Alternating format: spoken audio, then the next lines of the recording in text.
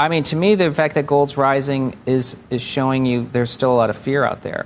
I mean, I think gold is almost a measure of the bearish sentiment. This video is proudly brought to you by transitory inflation. Thanks, Jerome. In case you haven't noticed, or maybe you've been living under a rock, we've been in a little bit of a bull market for some time now. Many missed the rally and many were margin called, but I'm not talking about the markets. I'm talking about the bull market on this channel in subscribers. Just last month we hit 10,000, now we're roaring into 11,000, so welcome everybody. And for those of you that are new here, this is how things normally work. The market does irrational things, and then I break it down in a methodical and rational way, providing value. You will then go out and make some money and eventually return subscribing to my channel. So today we're gonna mix things up. We're just gonna skip to the dessert. I like my dessert first. Where you hit that subscribe button and we go make some money. So let's go make some money this week. Welcome everybody to the daily recap show where we talk about stocks and the financial markets. My name is Chase. Guys, if you find this video helpful, hit that subscribe button and also the notification bell next to it. Smash that like button and leave a comment for the algorithm. Let's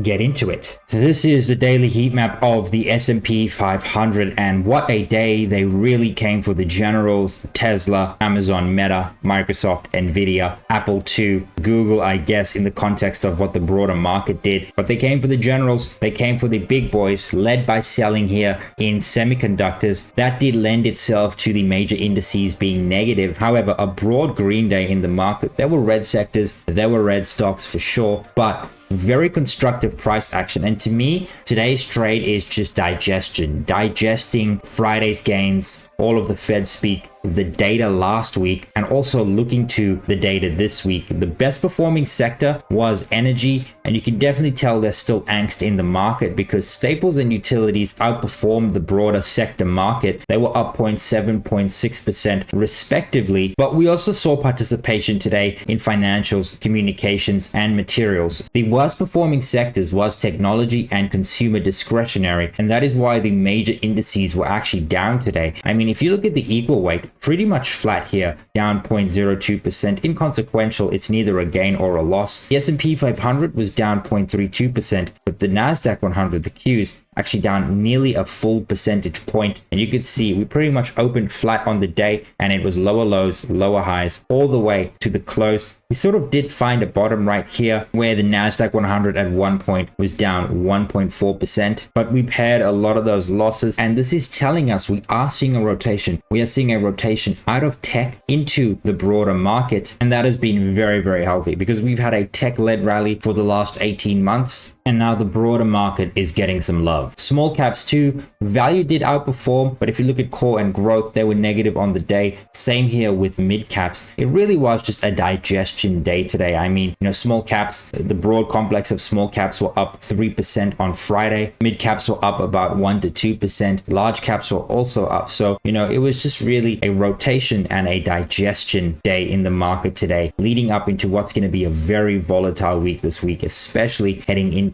the back end part of the week with PCE, GDP, and Nvidia's earnings. And with stuff like the S&P 500 and some of these large cap names nearing all-time highs, the data has to come in good to push the market higher. Otherwise, we're going to get sideways digestion trade. For example, take today, we got durable goods orders. The headline number came in really good, but when you dive into X transport, X defense, things looking very mixed, and the market reflected this in its trading here today. We also saw a very mixed day internationally. Europe was very, very mixed. So too was Asia. Look at China, Japan, India, Southeast Asia. Australia was green. About time we actually saw some green. And then a mixed day in North America, South America. But I repeat, the market digesting gains, waiting for Nvidia, and there is that rotation going on under the hood that might not be reflective in the overall market from a headline level when you look at the majors, but it definitely is there. And if you're in the right stocks, in the right sectors, you really did do well today in your portfolio and mitigated a lot of the losses that we saw in the major indices. And overall market technicals were a bit of a mess today. We saw yields, 2-year yield, 10-year and 30-year yield all rise ever so slightly. This was coming back off the steep drop we saw on Friday. Bonds were kind of flat. The TLT was down 0.25%, a little bit upbeat here in the after hours. We actually did see the dollar rise as well.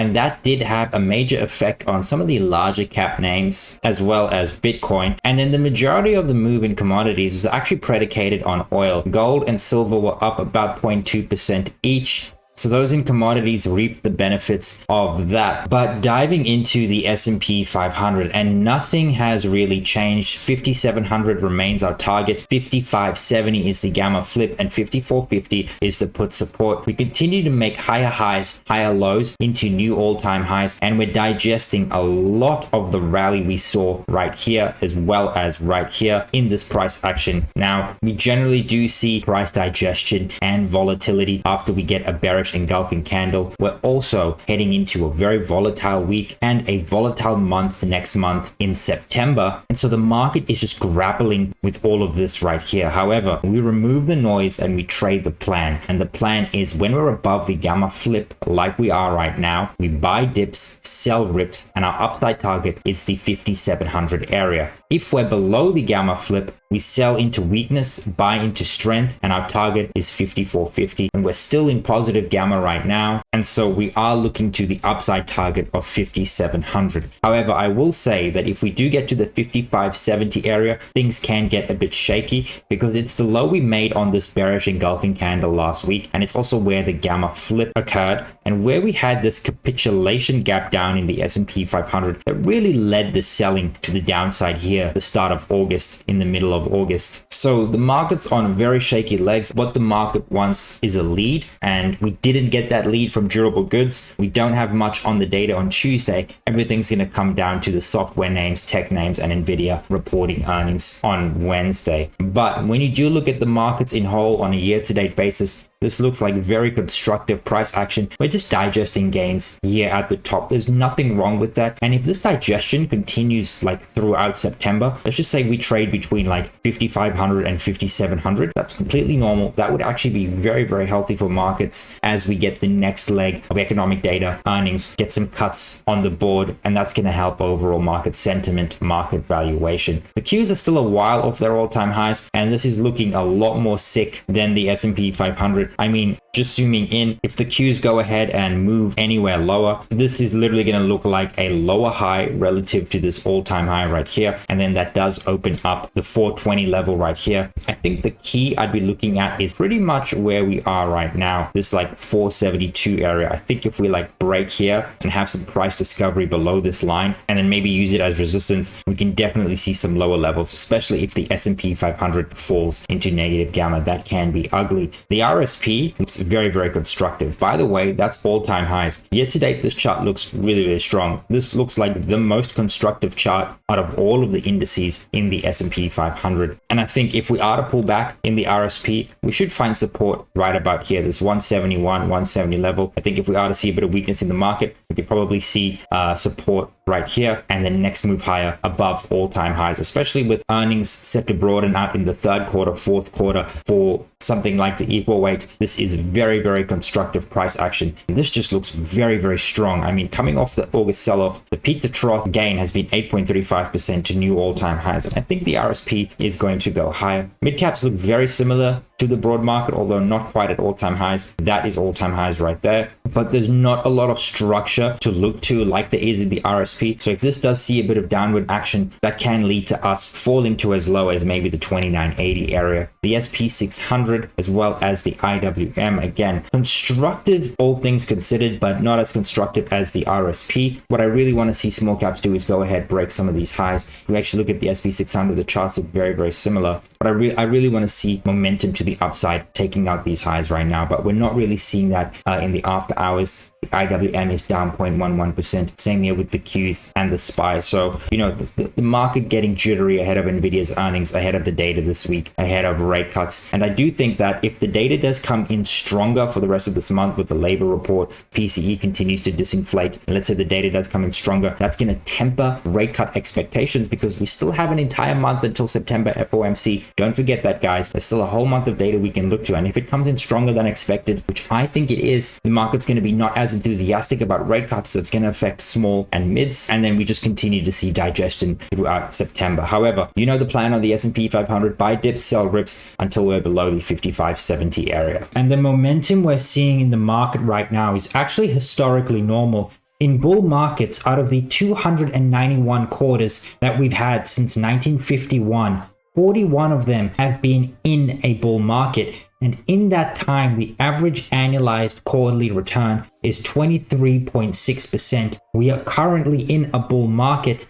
and that means you want to hold equities because you get outsized returns relative to the rest of the time. And what makes bull markets so great is actually the resiliency we have coming off sell-offs. Yes, we do get volatility and we do get sharp sell downs, but they tend to be short and sweet. As you can see here in August, the S&P 500, the Nasdaq, and the Russell 2000 all had drawdowns in excess of 6%. However, in the S&P 500 and the Nasdaq 100, we've paired all of those losses. This was a great dip buying opportunity. The S&P 500 up 2%, the Nasdaq up 0.67%, and the Russell, while still in the negative, this was a great dip buying opportunity, and it has shown relative strength off these lows. And while we have seen relative volatility in August, this could actually continue in September, as September tends to be historically volatile, especially in election years and in years when we've had a trailing year greater than 10%. In fact, when we've had a trailing year that was greater than 10%,